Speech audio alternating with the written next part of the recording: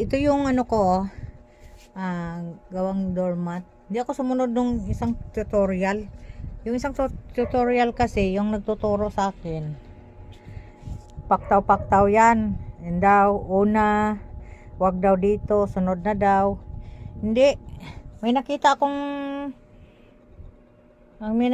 gumawa nito. Walang laktaw, sunod-sunod yan, nagkasunod-sunod, lahat yan. Tapos, dito naman sa kabila, sunod-sunod yan. Walang laktaw-laktaw yan, tingnan mo. Oh, walang laktaw yan. Sunod-sunod talaga yan. Tapos, pagdating dito, meron siyang matirang isa. Oh, ang ginawa, ito, tatanggalin ng ganon. Tapos, pailalim siya. Yung isa pala. Ito yung pagkasunod-sunod na tinatanggal. Tapos iipit siya dyan. Iipit siya.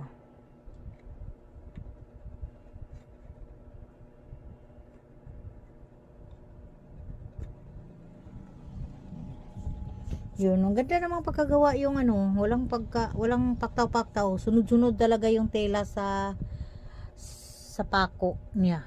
Oh, sunod-sunod yan. Walang paktaw-paktaw yan, no. Pagka ganun dito, sunod naman sa isa, walang paktaw-paktaw sa pako. Sunod-sunod yan.